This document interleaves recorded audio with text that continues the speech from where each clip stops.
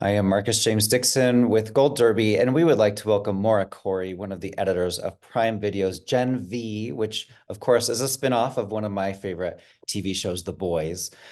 Maura, what was it like for you to join this already established superhero universe that started with the comic books and now has spawned two TV shows? Well, I was super excited because I was a huge fan of The Boys. I mean, from season one on, I was in. That's my kind of satire. I love that. I loved just the action and the drama put in. So I I was really excited. I When I got the opportunity to talk to the producers about it, it just seemed like a real great fit for me as an editor, but also as a fan because the show kicks ass. The Boys Mm, is amazing. So it is. And you were telling me before we recorded, you knew the showrunner. Is that yes, how you kind of got the gig, as it were? yeah. So when the spinoff happened, I'm not privy to a lot what happens in the writers' room or the producer stuff, but when they did the spinoff, obviously it's a college campus and it's female main character. They reached out to some showrunners I had worked with before named Michelle Fizakis and Tar Butters and asked them to co-helm with Eric Kripke on this spinoff. And I had a really great working relationship with them, and they were excited to bring me on, partly because we have such a good shorthand working together, so it makes the process easier. And also just because we understand each other's work and have a great time collaborating. So Mm. I'm very excited. The fans of The Boys are a super passionate bunch. Did that add Yeah. any pressure for you and the rest of the team to make sure that you did the fans proud when making Gen V? I absolutely. The thing of it is being a fan, I was making it for me as well. So it was very exciting to make sure that we had all of the elements that made the boys great and keep the universe cohesive. So we wouldn't let down the fan base seeing something that doesn't make sense. I mean, there is a very specific tone to the show, and that's why people watch The Boys. So we wanted to honor that in a new world in the spinoff. I love the tone. I mean, it can be completely lighthearted 1 minute, and the next minute there's, blood spewing everywhere. Can you talk about how you, as the editor, help to keep that tone, and how challenging is that? It's very challenging to do that, especially in The Boys as a satire. So the challenge always is to walk that super fine line between comedy, drama, and action. So at any time, you want to make sure that you're getting the nuance of all of those things. And so as an editor, you approach the scenes that are supposed to be dramatic very differently than you approach the scenes that are supposed to be comedy. So, for instance, I did episode 4 where Tech Knight uh, basically interrogates Marie to confessing she wasn't the one who fought Golden Boy. So in that scene, I approached that scene with the directors too, Steve Boyum, to make sure that we had the tension ratchet up to the point where we felt she would break. So as an editor, it's important to get that pacing down to make sure that you're elevating the tension. Mm. Then with the Emma and Sam scenes in that specific episode, she's very tiny and Sam is very big. There is an emotional connection that they have that we wanted to make sure, and you approach that in the drama way, so you're making sure that the emotions land versus ratcheting tension. So editing and pacing have a ton to do with making sure that you're creating drama, action, and comedy depending on the scene, but also making sure that you're not getting emotional whiplash when you go from one to the other. Mm. So it's just a really light touch, especially with satire. You want to make sure it's funny, but also poignant. I rewatched the finale last night, and I mean, my gosh, some of those scenes on the campus were just so emotionally tough to watch. And then you juxtapose that with the scene underground where the prisoner says, you know, I've been down here so long. Is Gangnam Style still a thing? Like just the way the show blends all of those genres is just kudos to everyone involved. Yeah, I mean, the writing's brilliant, so Yeah. you'd have to really mess it up, you know?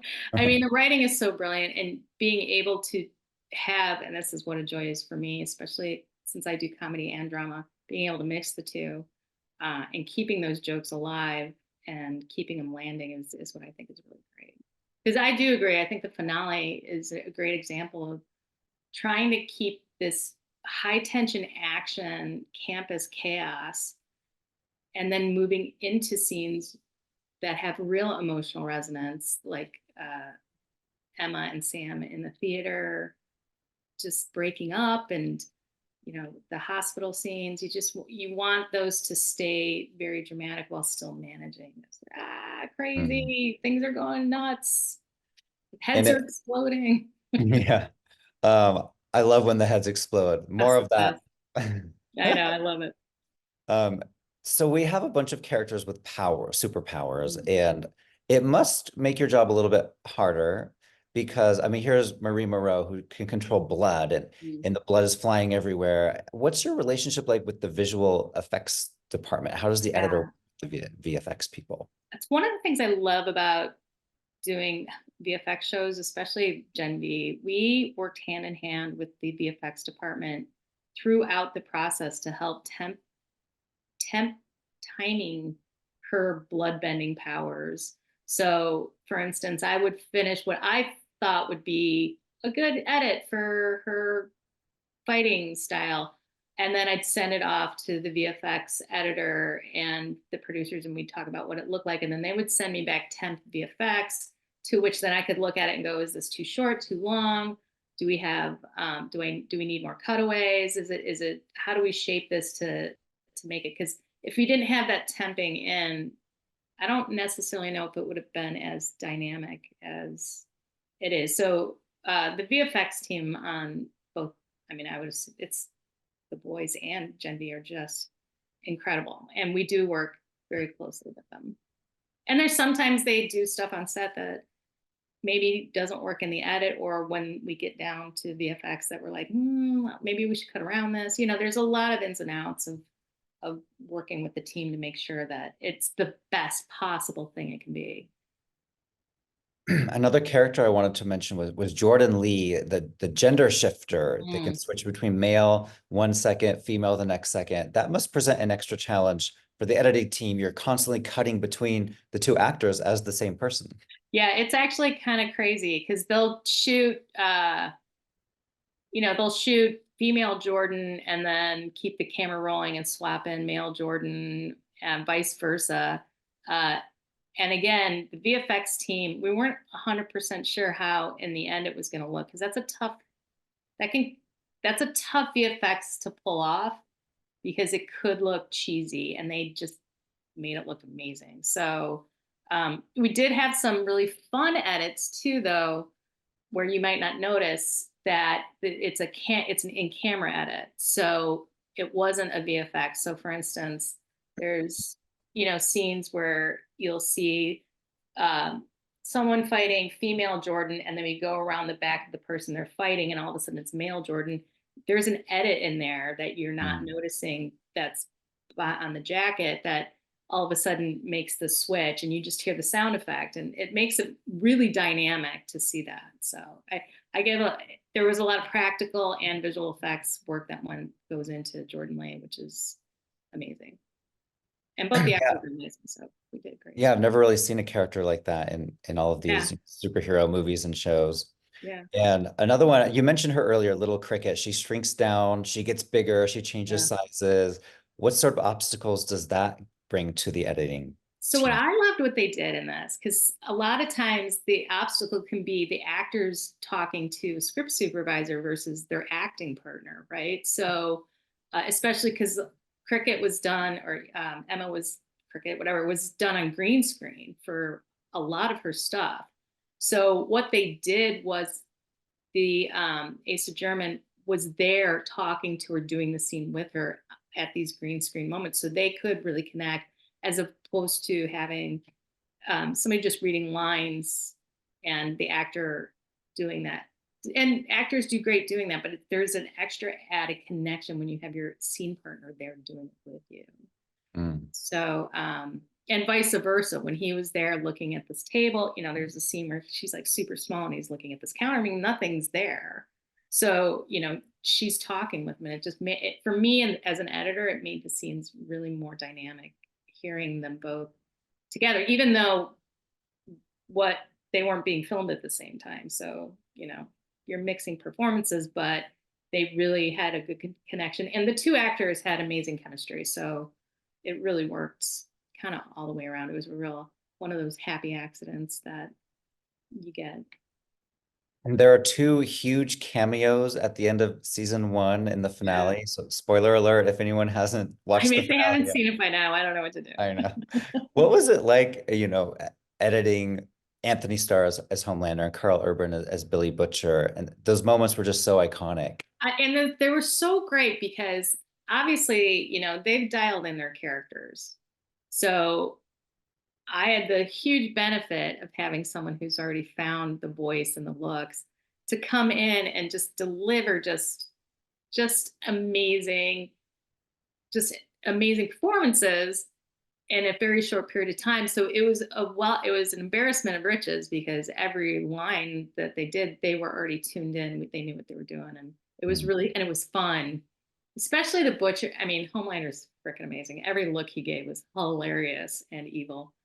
But Billy Butcher at the end, he's just fun. And, you know, I don't even know if we had that many takes, but the one we picked, you know, it's a perfect breaking the fourth wall, just ending it on just Mhm. uh, quintessential Billy Butcher speak. Tell me about a scene or a cut that you did in season 1 that you're really proud of, maybe something that was super challenging that you were able to pull off. You know what's interesting? I mean, there's been a lot, like the the uh, the finale was so challenging, just because we had to really walk this fine line. I think one of the things that really worked, and I'm surprised and happy about it, was Marie fighting Maverick, who's invisible. Oh yeah. So there's a lot to say about like all of those cool fight scenes and people running scared and exploding stuff, but she's got to fight nothing. So like, how do you make that work and still feel fun and dangerous or whatever? And I think part of it was just that's one of the couple, when I'm looking back on it, some of the sequences that I really enjoy are the ones you're like, oh, we'll see how this plays. And we did do some work with the her her hitting him with the helicopter blade to make that feel a little better. And that's kind of the start of where she's realizing a little bit more about what her powers are. So. I'm curious, if you had a superpower yourself, what would it be and why?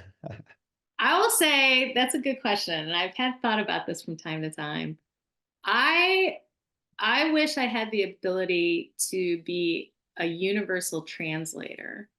It's like, you know, in Star Trek where they have you know, you can understand alien speak. It's called the universal translator. So for me, because it's people have such a hard time communicating sometimes in like foreign languages. If you could instantly understand and speak that language to somebody, that to me would be a cool superpower.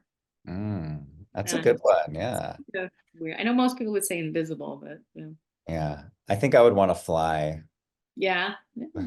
Like But see, like if I could speak any language, I could just talk my way onto the airplane. So. And when it comes to the Emmy Awards, you have to pick one episode to submit Yeah, to the judges as an example of your work. And which one did you end up going with? I picked the finale just because it had every element to me of what the show was about. It was funny, it was sad, it had a lot of action. We had an exploding head, an exploding arm, and Homelander. You know, it's hard not to that there was such a culmination to that season. And I think I'm really proud of what that episode really brought to the season one. I think it was a really good finale for Mm. everyone. Collaboration wise, I think it was really great.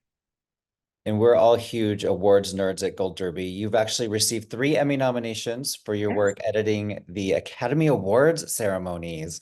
What were those moments like? I love that you got nominated at an award show for editing another award show. Yeah, I used to joke with my friend, a couple of my friends, like, how do you get nominated for an award doing an award show? Mhm. I loved it. I mean, working on the Oscars was at the start of my career, so it's almost like you're starting that's pretty cool. And so being able to like um, work with such high caliber material for those packages and honoring a industry that I just was in love with as a kid, it was a dream come true, honestly. So I was pretty stoked. And Maura, where can we see you next? What are you working on? What's down the road for you? So I have a few things that I have dropped. Right, I do both comedy and drama. So right now, airing on Apple Plus, season 3 of a show called Acapulco, which Mm. is a little known, very charming comedy everyone should watch about Acapulco in the 80s. Uh, I'm also currently wrapping up a show for Netflix starring Kristen Bell called Nobody Wants This, which is a romantic comedy. And then I'm off to Gen V season 2. So very excited about Mm. that. Have you been able to read the scripts yet for season 2? Not that I want you to spoil I anything. can't spoil anything, but yes, I've read a few, and they pick up. I mean, it just feels like you're picking up right where they left off, kind of thing. So Oh. not plot wise, but tone wise. Well, thanks a lot for chatting with us and best of luck. We'll be hopefully seeing you at the Emmy Awards. Thank you so much. Much appreciated.